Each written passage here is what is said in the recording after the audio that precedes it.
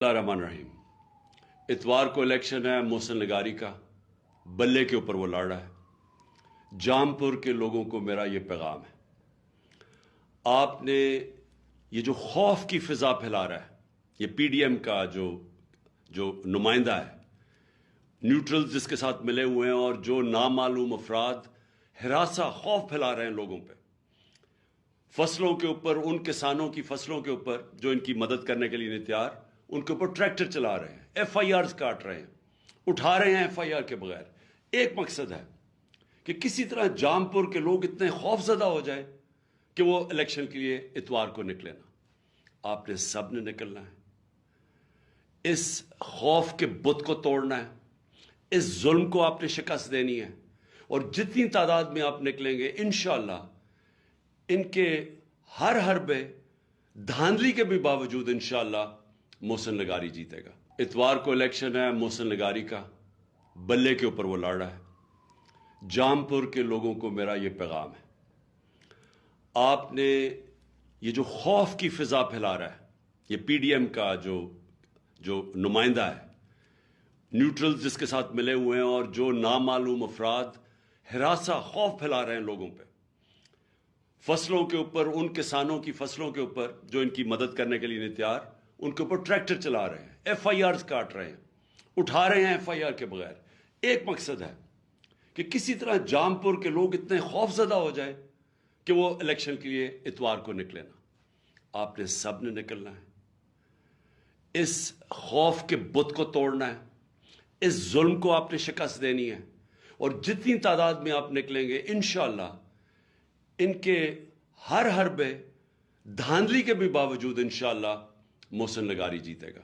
आज जो शहबाज शरीफ ने अभी ये बड़ी लंबी सी तकरीर की, जिसमें से मैं एक ही चीज़ समझा हूं कि वो ये तैयारी करवा रहा है कौम को कि क्योंकि आईएमएफ से हमने अग्रीमेंट करनी है, इसलिए कौम तैयार हो जाए मजीद और महंगाई के लिए। मुझे इसकी बाकी चीज़ें जो भी हैं वो तो उनके ऊपर बात करने का कोई फायदा नहीं। असल बात यह है कि आज शहबाज शरीफ कौम को कह रहा है कि मजीद और महंगाई के लिए कौम तैयार हो जाए। मैं सबसे पहले सवाल शहबाज शरीफ से पूछता हूं कि क्या आपको पता है ये सोशल मीडिया का जमाना है?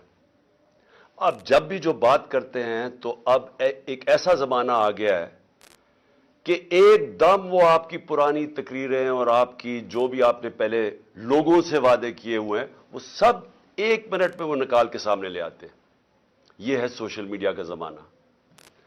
सिर्फ चले जाएं कि आपने जब हमारी हुकूमत थी तो आपने किस किस्म की तकरीरें की, आपने कैसे कौम को बताया कि लोग महंगाई में डूब गए हैं, पेट्रोल की कीमत 2 रुपए बढ़ गई, बिजली 2 रुपए यूनिट बढ़ गई और मार्च करो इस्लामाबाद में, गिरा दो इस हुकूमत को। क्या आपको याद है? अगर आपको याद नहीं तो ये सोशल मीडिया आपके सामने ले आएंगे आपकी सारी तकरीरें। हुकूमत गिराई, आप उस साजिश का हिस्सा थे, आप और यासिर जरदारी और वो जो तीसरा वो आपके साथ, आपका जो भाई बैठा हुआ था लंदन में और वो जो एक्स आर्मी चीफ, आपने मिलकर ये किया और शामिल कर लिए बैरूनी ताकतों को, उनको बताया कि कितना इमरान खान आपके खिलाफ है, तो उन सब ने मिलकर ये हुकूमत कराई। आपने वादा किया कि एकदम मुल्क ठीक हो जाएगा, एकदम खुशहाली आ जाएगी। 10 महीने में जो इस पाकिस्तान के साथ हुआ है, दुश्मन भी पाकिस्तान से ये ना करे। 10 महीने के अंदर पाकिस्तान की 50 साल के अंदर, पाकिस्तान की तारीख में 50 साल में सबसे ज्यादा महंगाई हुई है। हम जब गए थे, जब आपने पूरी 3 लॉन्ग मार्चेस हुई महंगाई के खिलाफ, आपकी सारी पीडीएम ने की, तो तब 12 से 12.5% महंगाई थी। आज 3 गुना महंगाई उससे ज्यादा है। जब आपने इतनी लंबी तकरीर में कहा ना कि अभी मजीद और महंगाई के लिए लोग तैयार हो जाएं, तो अभी 3 गुना ज्यादा महंगाई है जब آپ نے ہماری حکومت گرائی تھی، اور آپ نے جب حکومت گرائی تھی اور آپ نے یہ جو 3 گنا زیادہ مہنگائی کی تھی، تو کیا ہوا تھا؟ ہمارے زمانے میں ہم بھی آئی ایم ایف کے 2.5 سال پروگرام میں تھے، تو اگر آپ آئی ایم ایف کے کندھے پہ بندوق چلا رہے ہیں تو ہم 2.5 سال آئی ایم ایف کے پروگرام میں تھے۔ اس کے اوپر کورونا ساری دنیا کے اندر ایک وبا آئی تھی، اس کی وجہ سے سپلائی لائنز افیکٹ ہوئی تھی۔ جب سپلائی لائنز افیکٹ ہوئی تھی تو ساری دنیا میں مہنگائی آئی تھی، جس کو کموڈٹی سپر سائیکل کہتے ہیں، وہ ساری دنیا کو ہٹ کیا تھا۔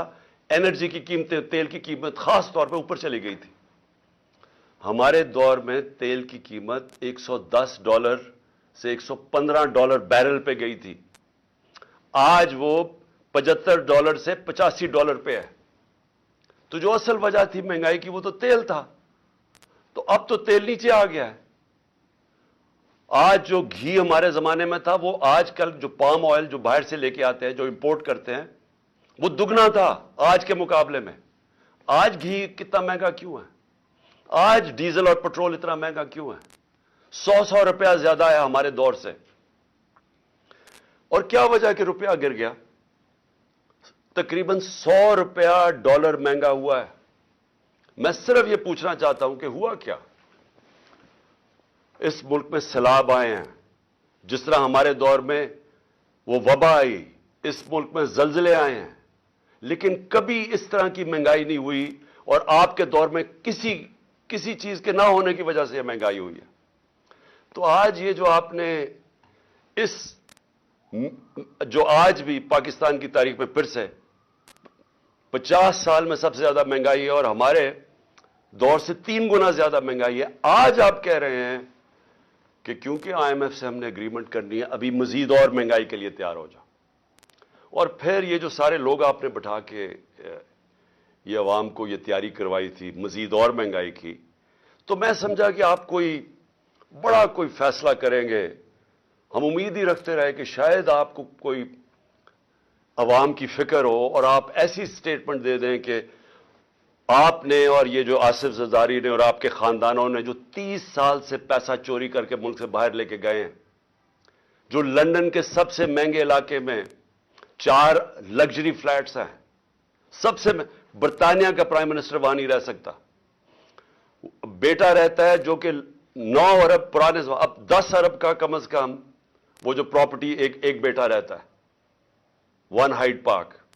باقی ان کے بزنس انٹرسٹ ہیں، ان کے بینامی پراپرٹیز ہیں، زرداری کی بینامی پراپرٹیز ہیں، 30 سال سے ملک سے پیسہ چوری کر کے باہر لے کے جا رہے ہیں۔ تو شاید آپ کے اندر کوئی تکلیف ہوتی ہے عوام کی کہ وہ آدھا بھی پیسہ پاکستان میں لے آئیں، میں آپ کو یقین دلاتا ہوں اتنی مہنگائی نہ کرنی پڑتی۔ تو لوگوں سے قربانیاں لے رہے ہیں، لوگوں کو بار بار پہلے یہ مہنگائی کر کے مزید اور قربانی لینا چاہتے ہیں، کوئی اپنی بھی قربانی دے دیں۔ یہ جی ہم سرکاری گاڑیاں کم کر دیں گے تو پتہ نہیں گورنمنٹ وہ جو زمینیں ہیں وہ بیچ دیں گے، اس سے لوگوں کو پاگل نہ بنائیں۔ اگر کچھ کرنا چاہتے ہیں، جو چوری کا پیسہ باہر رکھا ہوا واپس لے کے آئیں۔ حال یہ ہے کہ جو 100 روپیہ، جب 100 روپیہ گرا ڈالر کے بنسبت، تو اس کا مطلب کہ یہ قوم کی 100 روپے دولت میں کمی آئی، اور آپ کے جو ڈالروں میں باہر پیسے پڑے ہوئے ہیں، جو آپ کا سارا ٹبر باہر گیا ہوا ہے،